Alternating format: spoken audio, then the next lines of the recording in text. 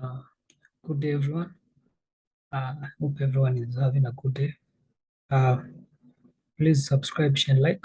Most of you are engaging me on the comments, and I'm happy for the support. So, without any wasting time, let's go straight to the point.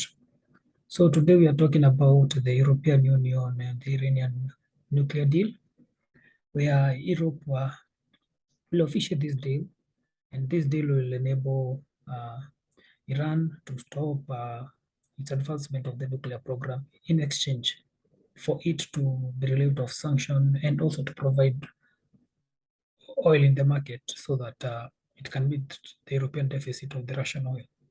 Uh, the invasion of Russia by Ukraine, the invasion of Ukraine by Russia has led to European putting up an embargo, and the embargo will officially start in December. So the European Union has been racing through time to ensure that they complete a deal between Iran so that the Iranian oil can act as a substitute for the Russian oil. It's been an interesting time because when you look at how things are playing, you start to realize that you know you start to realize that Europe has no option. It's even starting to deal with the countries that it considered adversary as long as it doesn't deal with Moscow. Europe is approaching the tactics that's called you know do it now, do it now, and ask questions later. So at the end of the day, when you see Europe even engaging with Iran, it means that it considers Moscow a bigger foe than Iran. If it's willing to work with Iran, work with the nuclear deal, which Israel has opposed vehemently, and Israel has said it doesn't appreciate the nuclear deal. There is no path to a nuclear deal when dealing with Iran. The only path is total sanction and you know, uh, total sanction and total isolation of the Iranian government so that you can bend its arm and it can stop its nuclear program. Israel argues that even though you may sign this deal, Iranians will scheme and will try as much as possible and they will continue their nuclear program. Israel has also warned that it may attack Iran if it ever comes to that point that it feels that their nuclear program is advancing and there's no way of stopping it. Without further ado, let's go and look at the relationship between Europe and Iran. When you look at Europe and Iran, we can remember that the JCPOA, which was negotiated by the Obama government, was torn apart by Donald Trump in 2018. It was negotiated in 2015, and this really pushed back. And this really pushed back the negotiation and the progress that had been made. Israel, of course, was happy because it felt that what Donald Trump did was very good, and he saw through Iran's schemes. So when you look at the GCPO and it was torn apart, Iran immediately engaged itself into the manufacture, of nuclear weapons through advancements of uranium. They have been steadily going, adding more uranium, and now the European Union has decided to intervene because it has no choice. Russia has cut off its gas, the war, and also European Union has put an embargo on Russian oil, only an exemption to some Baltic states like Hungary, Bulgaria, and these other countries that are heavily dependent on Russian oil and gas. So the deal is that by the time the embargo starts, Russian oil 2 million barrels per day of Russian oil will be removed. The embargo will start in December. And at that time, they expect that the Iranian will be producing 1 million to 2 million barrels of oil, and that will act as a subsidy. What does Iran want on the other hand? The Iranians, in order for them to comply with this nuclear deal, let's not forget that Iran is the fourth largest oil reserve in the world. So they have a lot of oil. And before I forget, Iran is not that it hasn't been selling oil. It is just that the most lucrative markets have been sanctioned against from buying Iranian oil. So Iranian has only been selling to a few, notably China. China has been buying a lot of Iranian oil. Even China and Iran have signed a 20-year deal where they have decided to say that for 20 years, China will provide $400 billion in a span of 20 years. And it will build industrial parks, infrastructure, connect internet, telecommunication, Huawei will be involved. In turn, China will get oil for 20 years at a discounted rate. So what does Iran get out of the EU nuclear deal? First thing first, they demand that sanctions be lifted from the sanctions that were placed on the army, the Iranian Revolutionary Guard, which America designated as a terrorist group. And once America designates an entity as a terrorist group, it means it cannot be funded, it cannot be involved in any commercial work, it cannot involve in any peacekeeping work. It means that it's actually starved out of finances, manpower, and all the necessary that a thriving army needs to survive. So they want the Iranian Revolutionary Guard to be given back its status as a capable force in the world, and not to be called a terrorist group. And I'm sure this is going to anger most Gulf countries like Saudi Arabia, Israel, the UAE, which are against the Iranian Revolutionary Guard, because let's remember, it's one of the entities that has been involved in the war in the Yemen, where they've been sending drones to Saudi Arabia through the Houthis. So when you look at this, you realize that Europe might be getting oil, but it seems Iran is getting a very good deal out of it. And what a better time that this deal has come.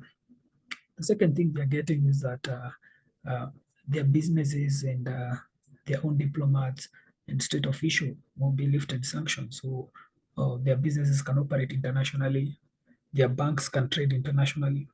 Also, their banks will be lifted sanctions. And this will enable them now to trade and work internationally. The other thing is that now they'll be able to sell the price of oil at the market value. And this is very good because now, they've been earning peanuts because they had to slash their oil prices down and they're not making money. So now they'll be selling the oil at a good price. And also, when Russia invaded Ukraine and Russia was sanctioned by Europe, it had to cut down its oil at a discounted price so that it could lure customers to buy Russian oil. And this negatively affected the Iranian oil industry because Iran was also selling oil at a discount, so Iran even had to sell lower. So also Iran hasn't been very happy about the Russian interfering with the oil market. And the other day we saw Putin in June travel to Tehran to meet the Ayatollah Khomeini and other government officials. And the deal was that since Russia understands that Iranian oil industry has been heavily hampered because of the Russian discounted oil, Gazprom, the Russian entity, gas and oil company, decided to invest in the Iranian oil industry 40 billion, so that at least it can subsidize the losses that the Iranian government has been facing. The other thing is that we're also, because right now Iran needs wheat more than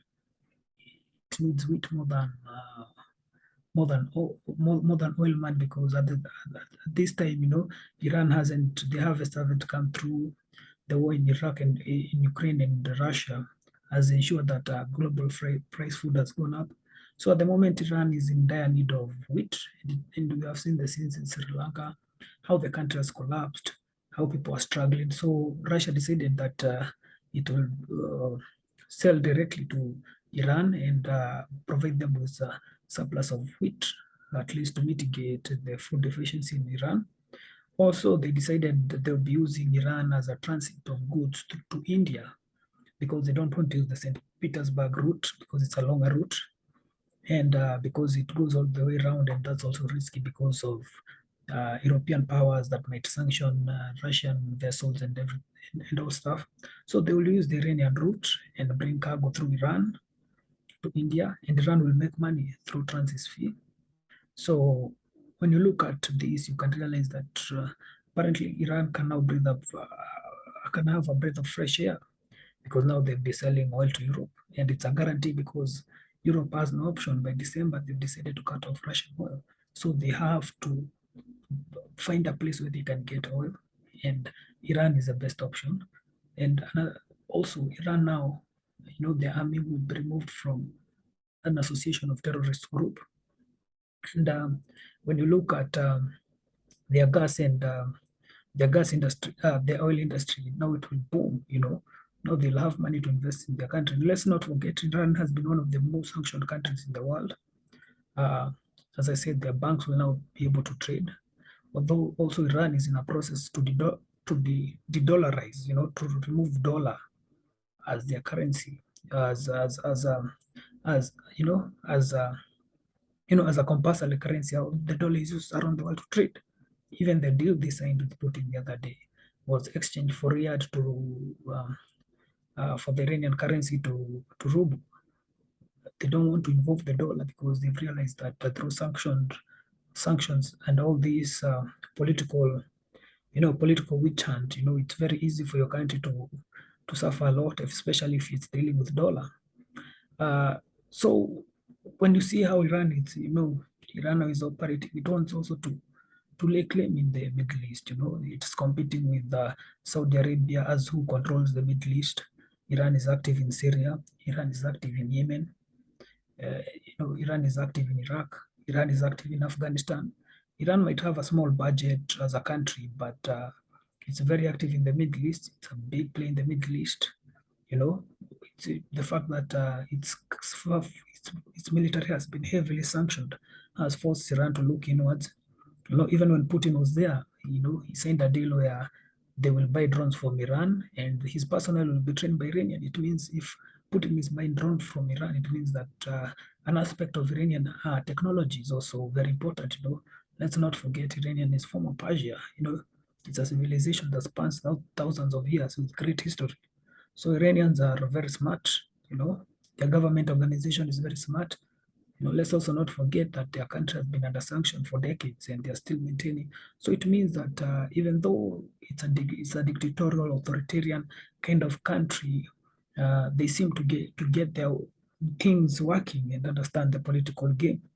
But I'm eager to see where this friendship of oil and nukes goes with Europe, because it's like Europe is handing Iran a free for all nukes and they're giving them oil, because you all know that Iran would honor the deal.